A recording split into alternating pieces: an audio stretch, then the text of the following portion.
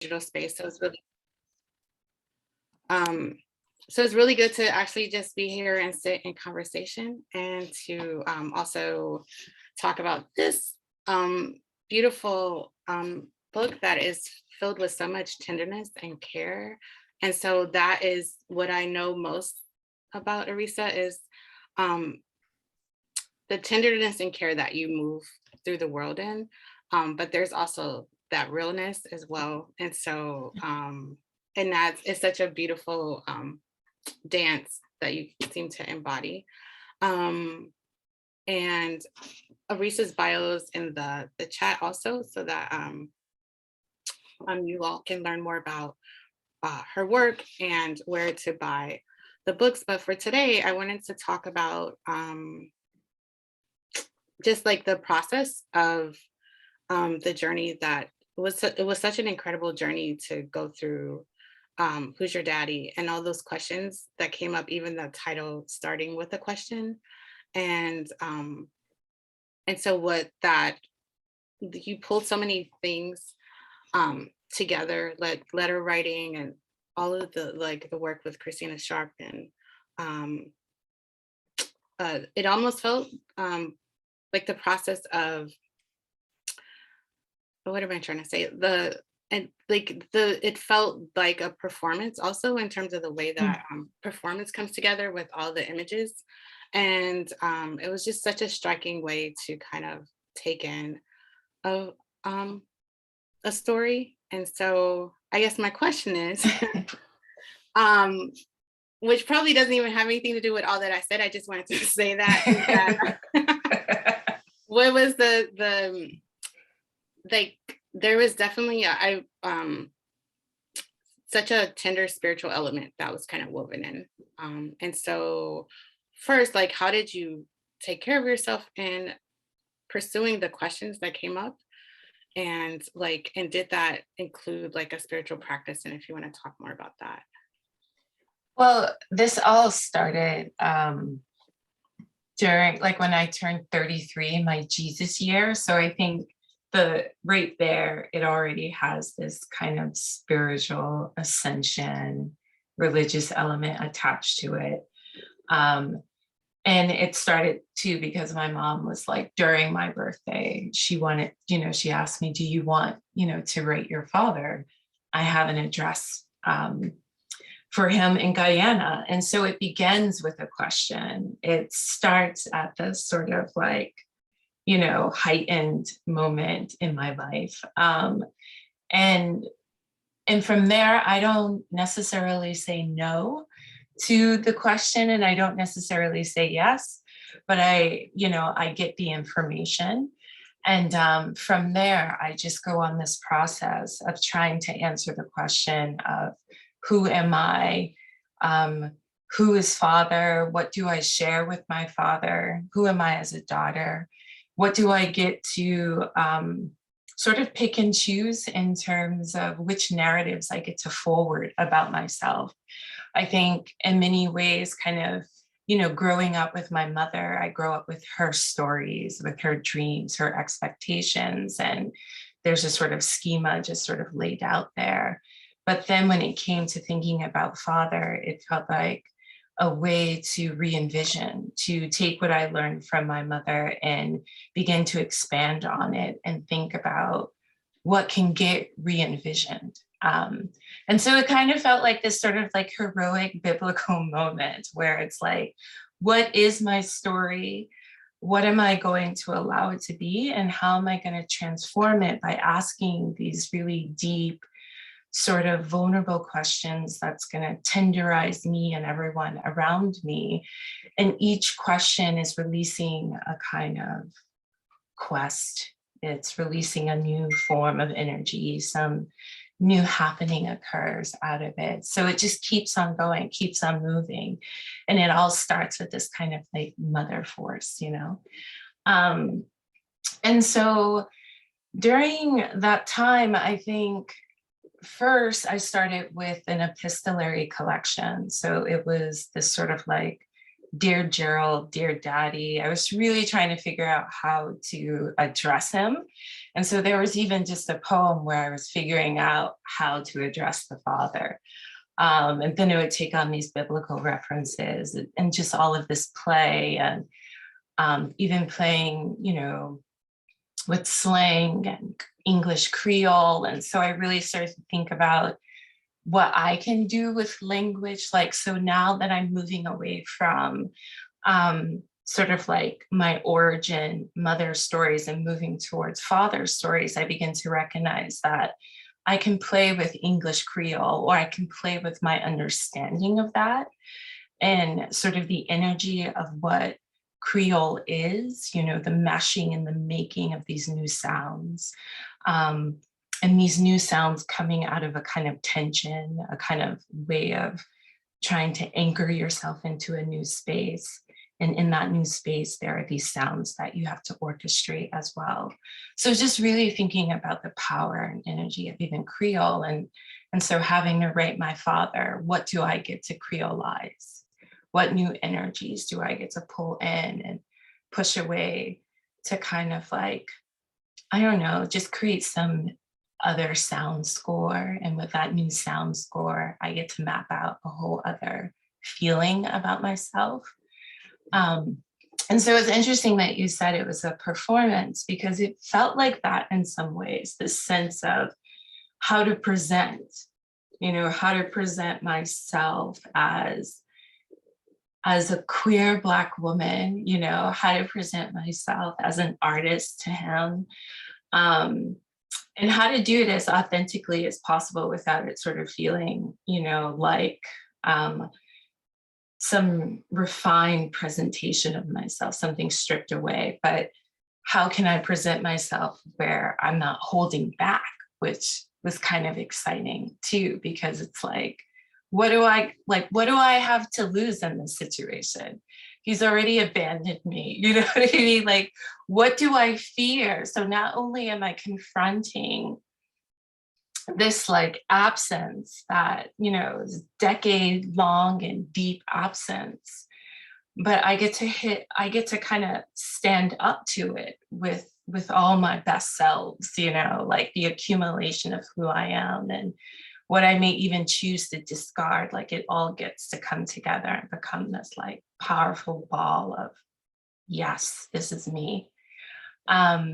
And so that was the other kind of exciting part to it too. Like I got to perform a more sort of like grander version of myself, in the sense that I was taking up the space that was not necessarily owed to me, but the space that I could sort of occupy when I start to think of myself as also father, right? So it's like, I just saw myself as mother, and that's just sort of one half of me. And I lived that whole and completely, but then, I'm now thinking about my father. There's more space for me to take up. So in that way, there has to be a performance, because the self I knew before was only a half of who I was. So in order to step into the next half, or the like next chapter, I had to perform what I knew and kind of like be like exponential with it, right? Just kind of push it into the future, push it from the back of me and push it into the future of me too. So I think in many ways too, there was also a visual component that informed the writing of the collection, because I was doing this sort of like curatorial sort of programming at the Museum of the African Diaspora in San Francisco, and was inviting poets to come in and look at the exhibit. And I was there for about pretty much the summertime, so about 4 or 5 months, and just looking at this exhibit of contemporary South African artists. And I just noticed the sort of the like blue, like the cobalt blue, like the royal blue, like blue of ocean, blue of royalty. And it was just this consistent theme that just went through all of the work. And in that way, what I saw performing was the diaspora, and the water being this conjunctive experience.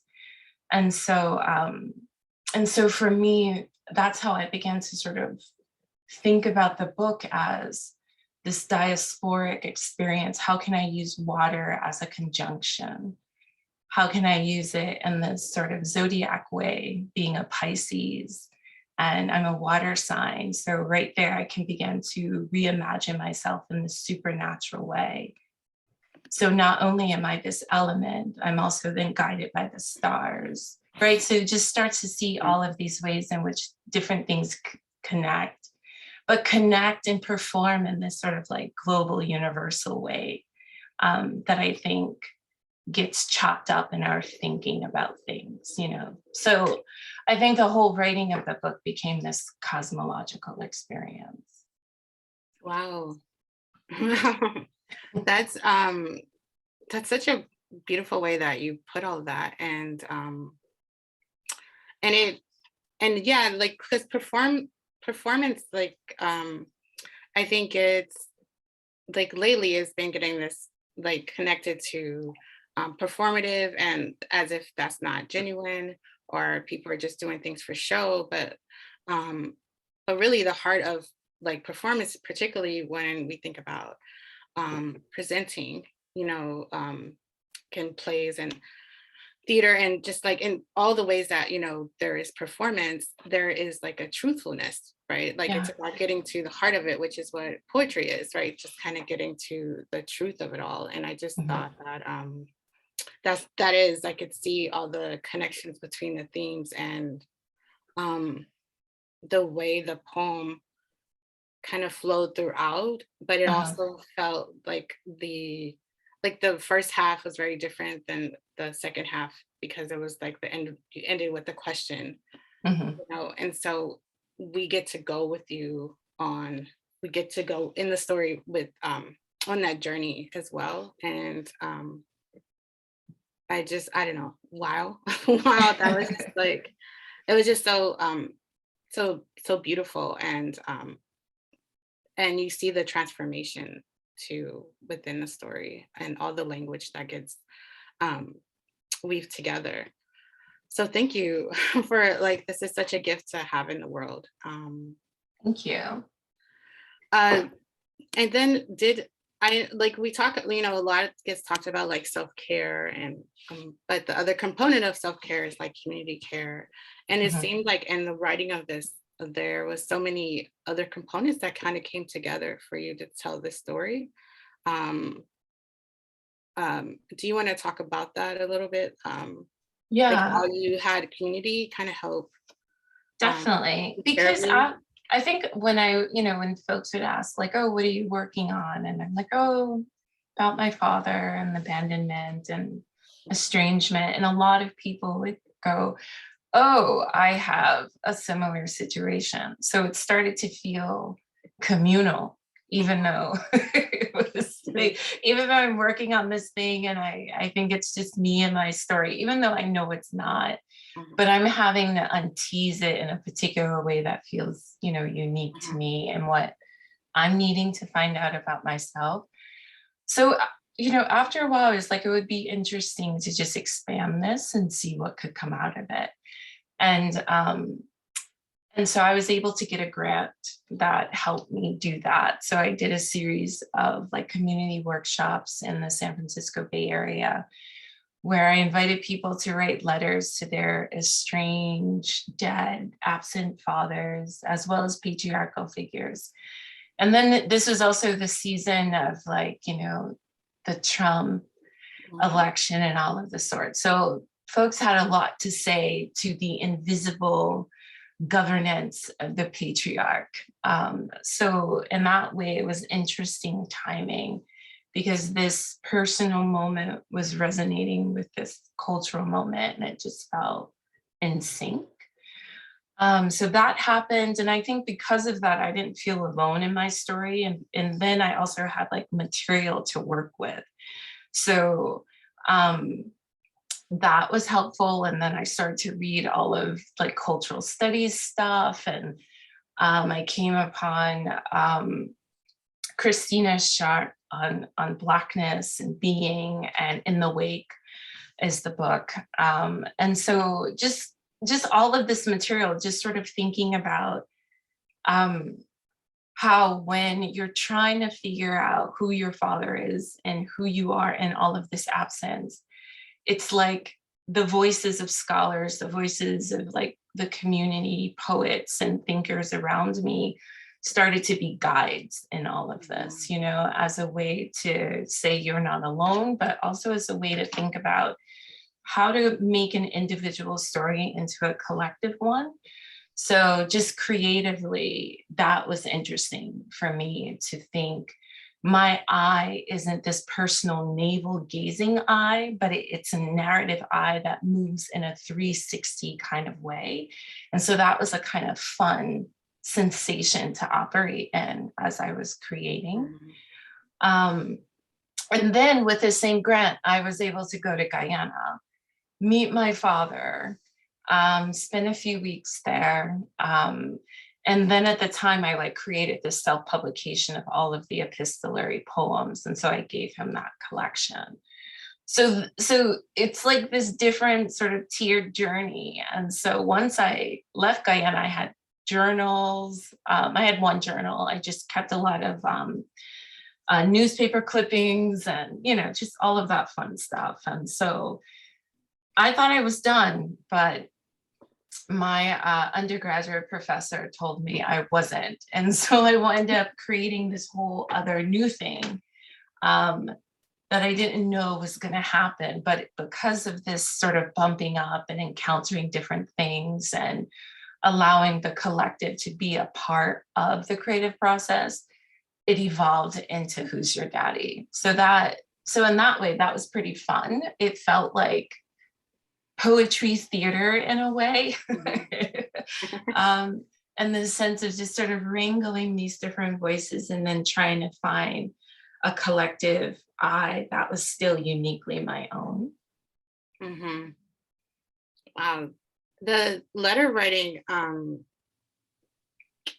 like I love what you did with the way that you weaved in letters also. And it made me wonder if like how much letter writing is part of your day, like maybe your daily life, or like do you go to it outside of like the work, um or is that something that was specific to this work?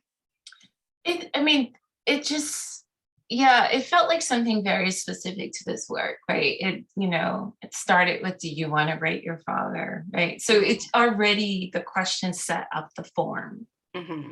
And the circumstances set up the form as well, because, you know, there's no email connection or reliable email connection to where he's, right? So already this whole moment is already an epistolary situation. And I think from there, that's when I began to appreciate the form and what it can do and what it's setting up. Mm-hmm.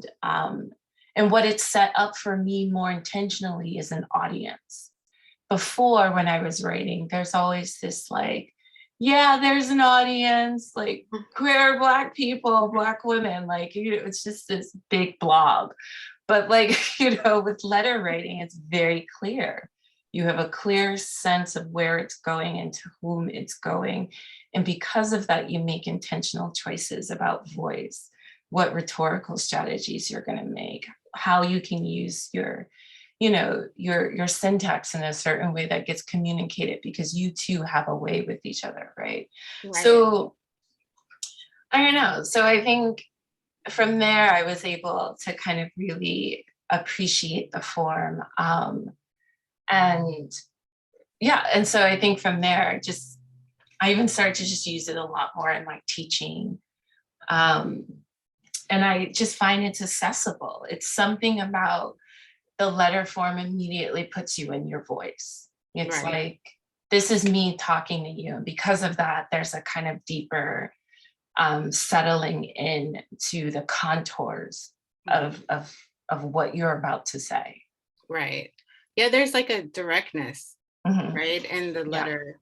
And I know there's a practice where you can write a letter to someone but not send it, but just say everything that you want to Mhm. say. Did you have any of those letters, like, Yes. It would be like at the end of some kind of oh yeah, actually now that I'm thinking about it, I was in the Bay Area. I was taking this course at the Science of Mind, like church or whatever, and we had to write letters to ourselves so that at the end of 10 weeks we, you know, said something wise to each other, like to remind ourselves of the thing that we needed to know. And then I've done that in like creative writing classes too. Yeah. Yeah, I've had done I think I did it at Goddard. So I know Arisa from Goddard College. Arisa was like my thesis advisor, and I'm sure I put her through a lot. But I remember one of the things that we did like the end of the residency was had to write a letter to ourselves, and it got mailed, and that's happened a few times that I've done being in different spaces, and you get the letter and you don't know when it's going to come, and then and then, you know, sometimes I'm like, oh my God, I said this to myself. Like sometimes they're really tender. Sometimes it's like, girl, what were you thinking? Like, but it's always a surprise because there is such a honesty in it, the same way like poetry has to have that kind of honesty as well. And I was gonna zigzag a little here. I was thinking about also you had said something on and you had posed a question once, not well, days feels like years now, but like a few months ago about like is, you know, when you ask a poet, like when you ask a novelist like what their work, like when you ask a fiction writer what they're working on and they say a novel, but a poet, like it could be all these things. Like the structure, like I'm building a house and thinking about the structure of the line. And but it brought up so many questions. Like that kind of question brings up all these other questions, and then sometimes there's such a, I don't know, maybe I don't know if as poets, like you asked, is the poem not enough, you know?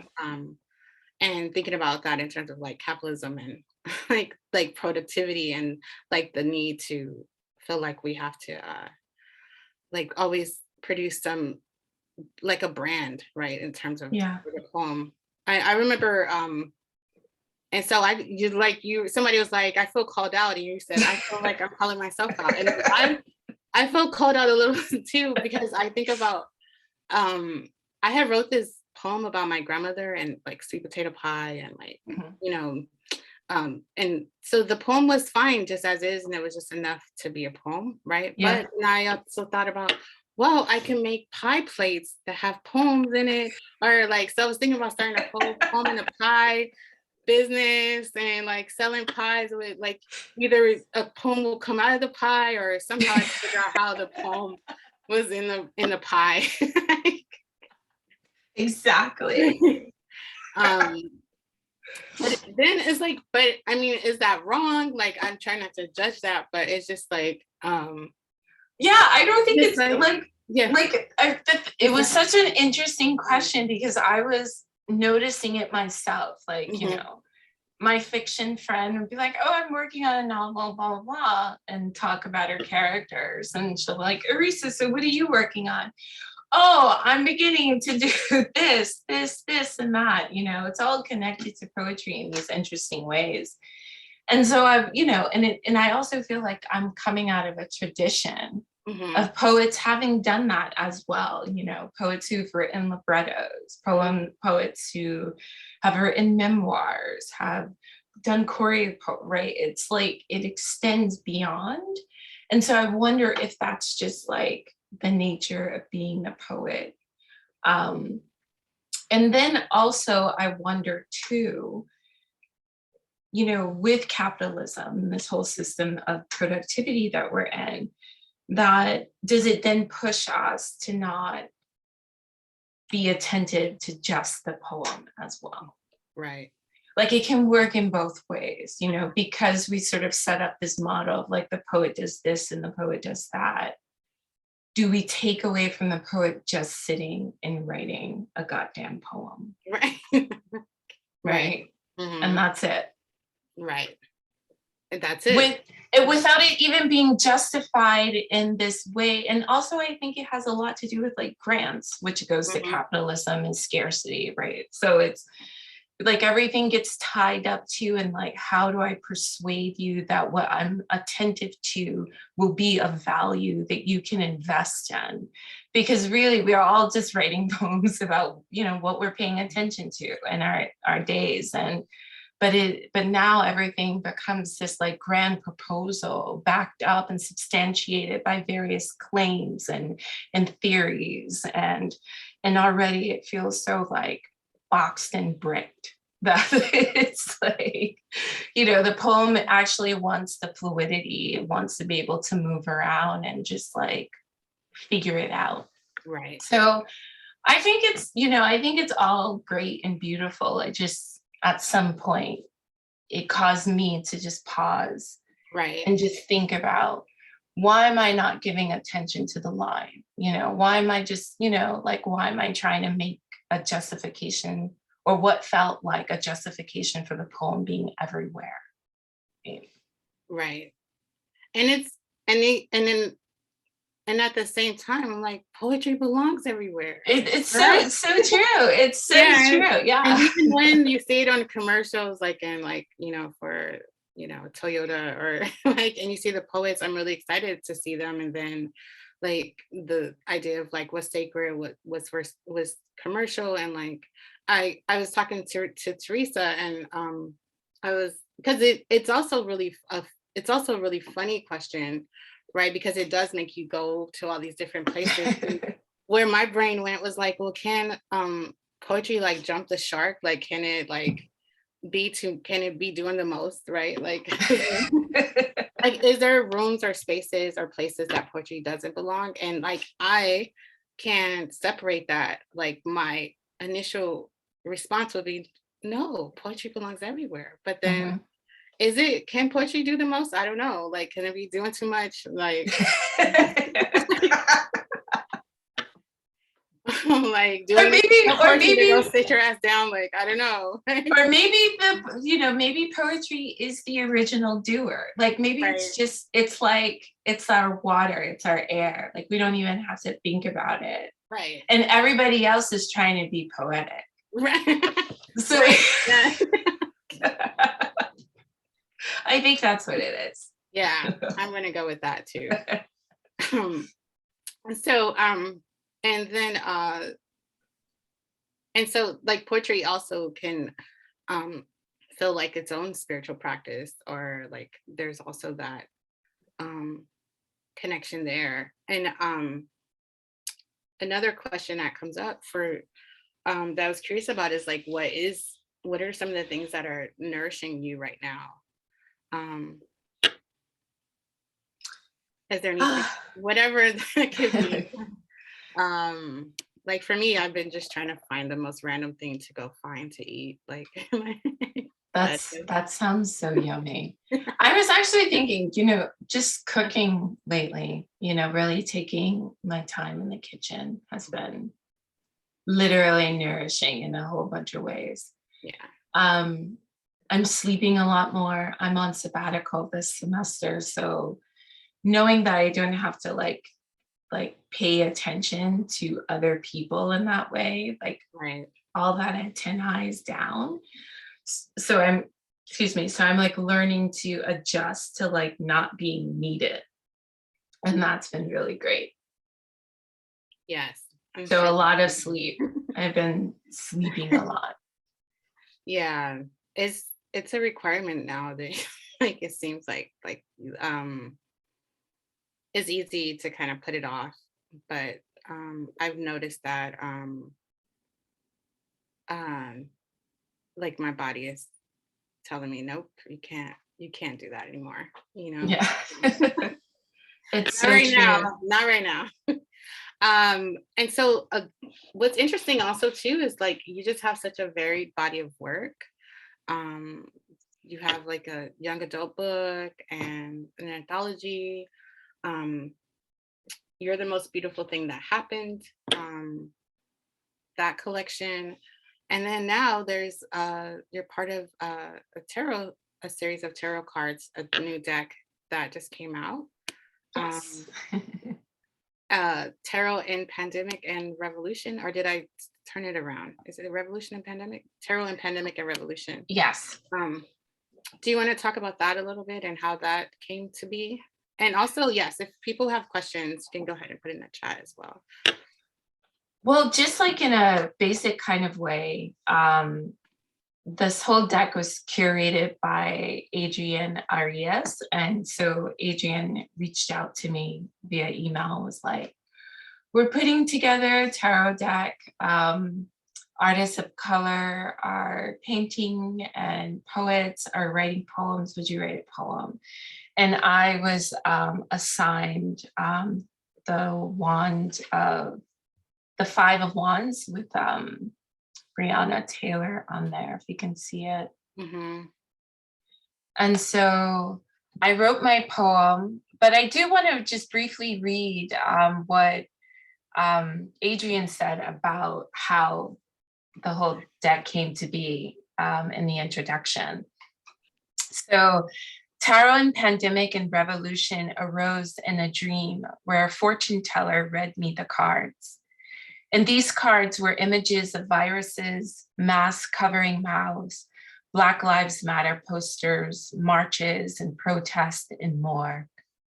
When I woke up, I wanted to make this dream come true by collaborating with my friends who are visual artists and poets. When I told them the story, they were inspired to be part of it. This is how these images and poems came into existence. My dream turned into a reality. So there's about 67 internationally recognized artists and poets, 24 visual artists, 43 poets, and most of us have like deep ties to the San Francisco Bay Area.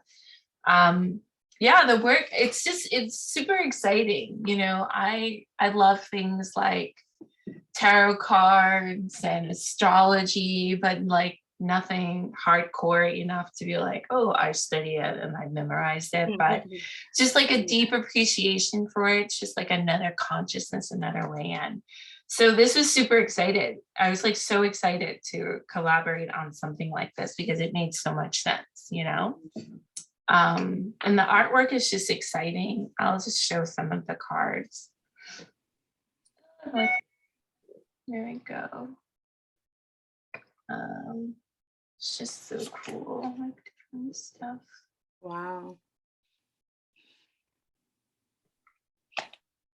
Yeah, it's just like such different artists too. So just, you know, lately I've just been just kind of flipping through the deck, and that in and of itself is just meditative. Mm-hmm. Just having the different visuals to look at besides the television. Right. Wow. Yeah.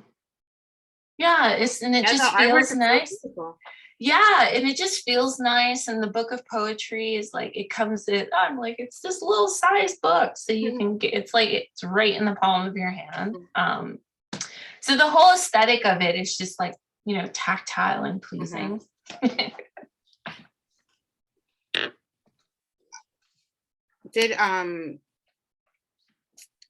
So there's a poem for it. Did you contribute a poem to one of the? I did. So I wrote a poem to go with the Five of Wands. Right. And I'll read the poem.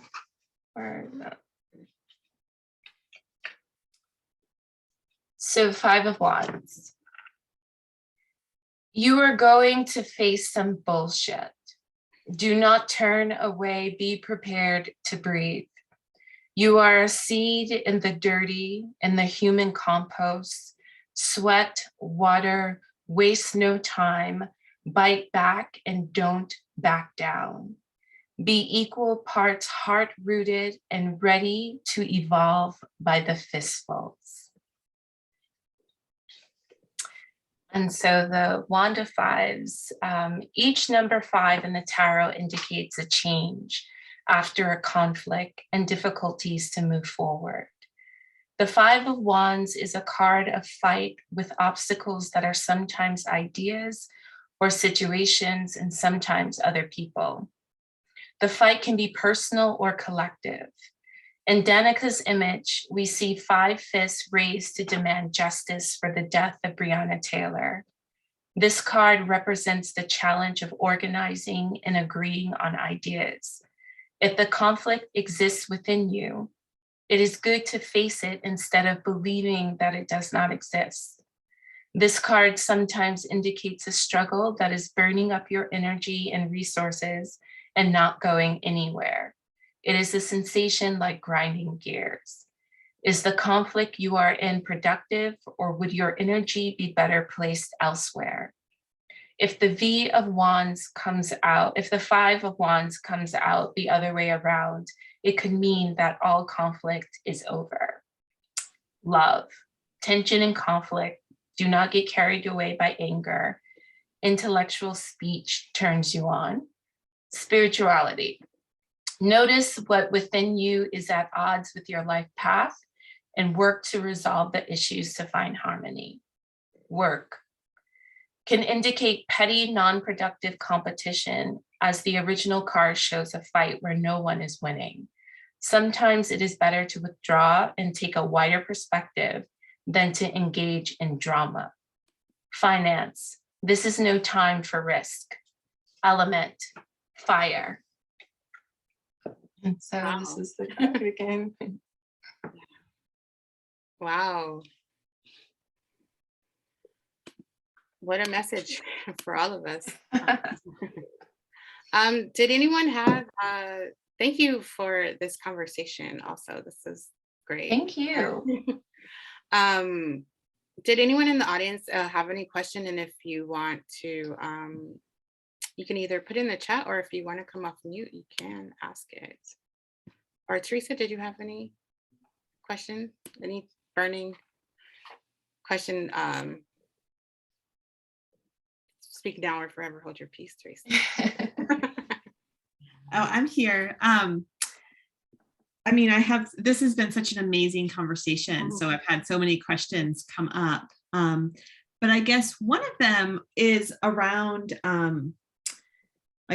this deck is amazing, so I totally want to get it. But I'm interested, like earlier on, Arisa, you said you were talking about writing as being something that transforms, or like, and I've been playing with this word transmutation as well today.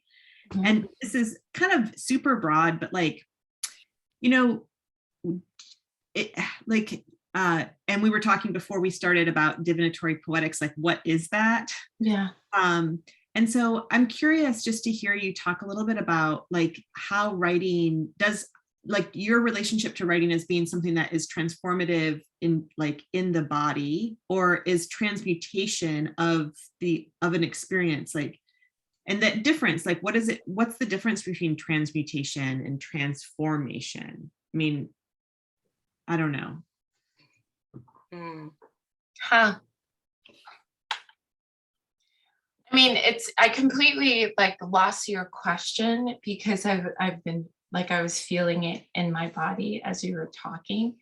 So ultimately there is this exchange that's happening. Like there's that trance, right? That sense of something being exchanged. So that's already happening. So what becomes exciting is what do I get in that exchange? And am I going to use it to make an entirely different form? Or am I going to take parts of it and sort of like stretch it out and make it into a different kind of thing, but still its elements, right? So for me, I think the transmutation is just like it has a Play-Doh kind of feeling for me. Whereas transformation is, you know, the turtle is going to become a frisbee.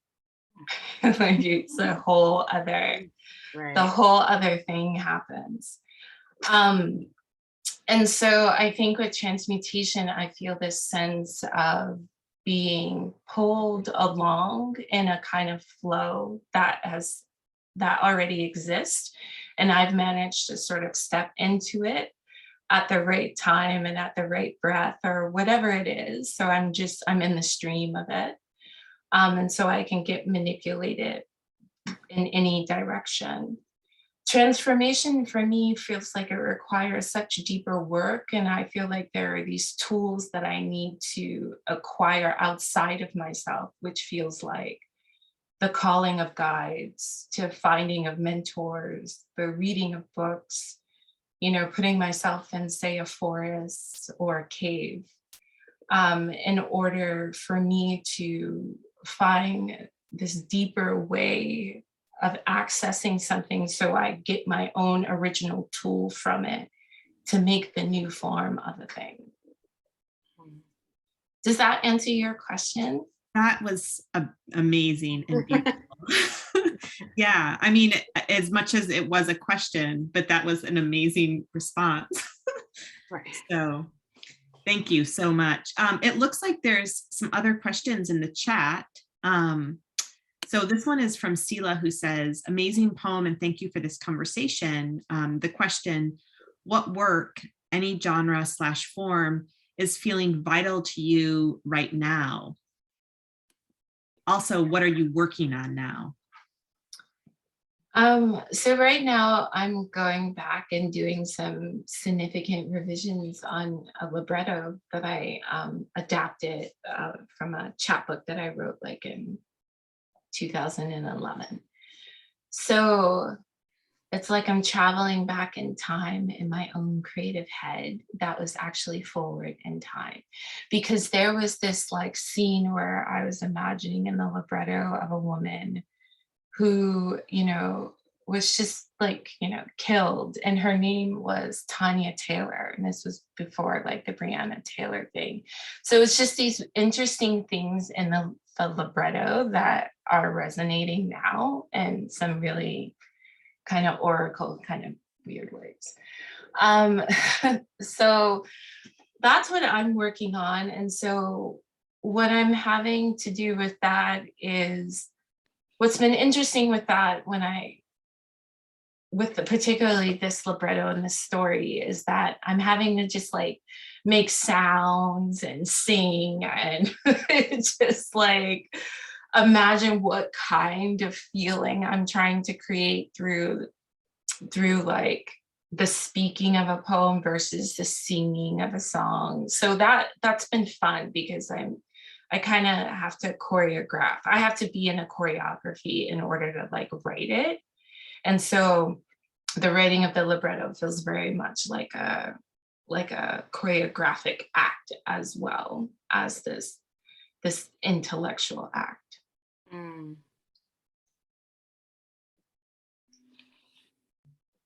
That's great. Thank you. Yeah. Is there another comment? There's a comment from, I don't know if I'm going to say the name right, Mikayao, but just saying, beautiful work, excited to read your book, getting chills when you talked about it. And again, a similar situation here, and loving the idea of writing transmuting, that there's actually something that is very important to me because of the inherent powers of words and poeting, which I love that verb, poeting. So no question, just gratitude. I'm looking forward. Yeah. Mm-hmm. So maybe this would be a good time to pull a card. Yeah. Yeah. Cool. Yeah. Yeah.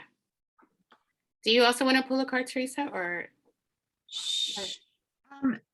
Wait, I'm going to put myself, so I feel like I'm kind of this, I'm going to add myself. Here I am. So, I mean, we can also, I think like, let's just have, so generally what we do is pull a card that's the message for the community. Mm-hmm. And so, Arisa, if you wanted to pull a card and then I can weigh in or not, if that feels right to you. Yeah, so I just pull the card and then you're gonna say something about it. Well, you can, or you can say something first too. Oh, okay. But I can say something, but I can say something too. I don't know what the images are on the Yeah. card. Okay, I'll just pull a card. Let's see what happens.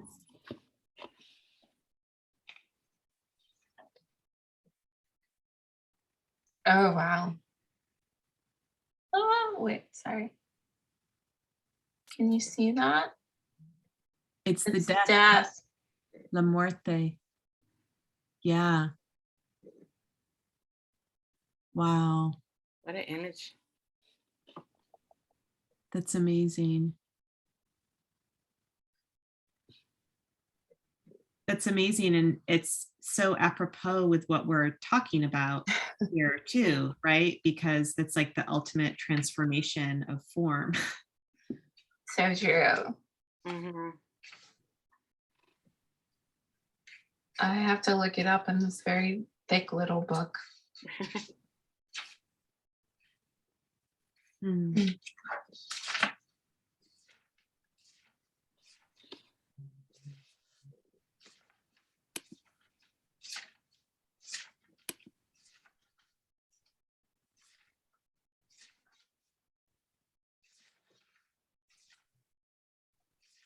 Because that card isn't necessarily like yeah, it's about a lot about transformation and Yeah. So it might not be necessarily yeah. about literal physical death, Yeah. though it could be, sometimes, but The end of it's something. often about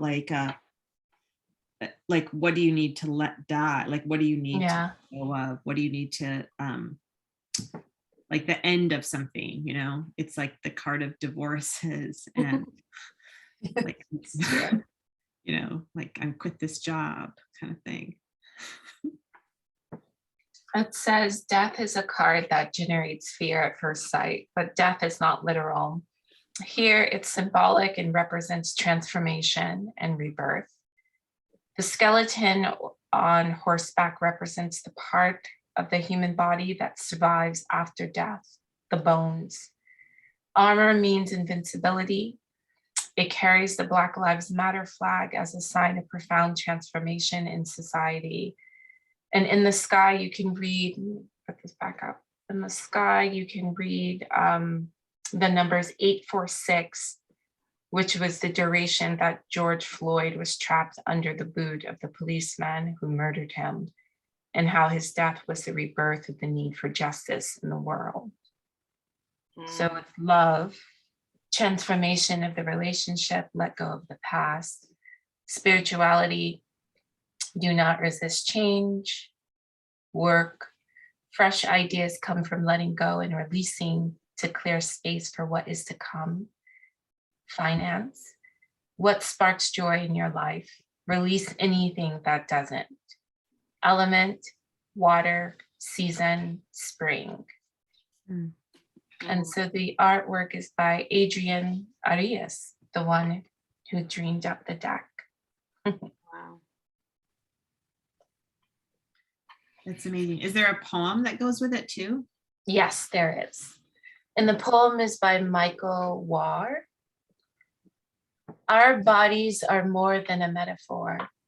Symbols pale on our screaming streets where whiteness strangles purity and reality reigns until it is changed.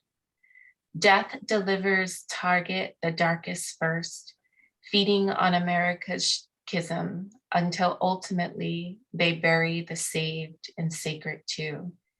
Our murder today is yours tomorrow.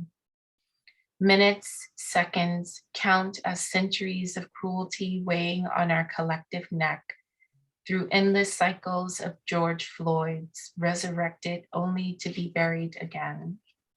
Still, killing these killings is embraceable as the crumbling towers of bias and hate are burned down to the ground to be reimagined as towers of truth.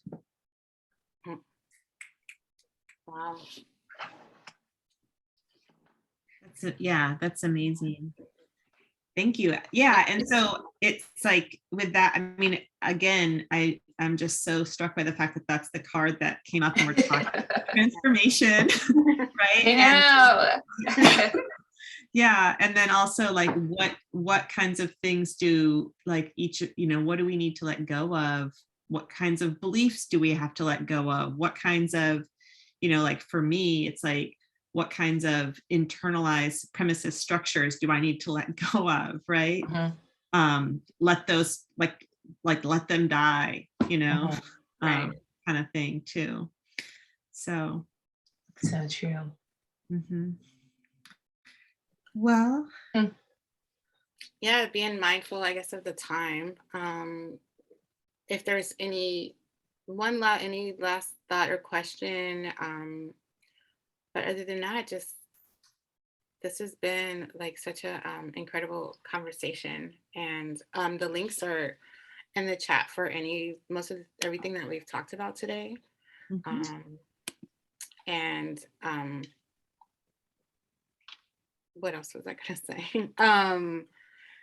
And the second Sunday, I mean, this is not second Sundays anymore. Today must be Sunday. Um, is just really grateful to have you here, Arisa. Thank you for being here and indulging us with such a great discussion. Thank you for having me. It was fun. It was a good way to spend my Sunday. Yeah. Yes. So thank you everyone for being here. Thank you, Arisa. And let's all just unmute ourselves for a second and give snaps and woohoos.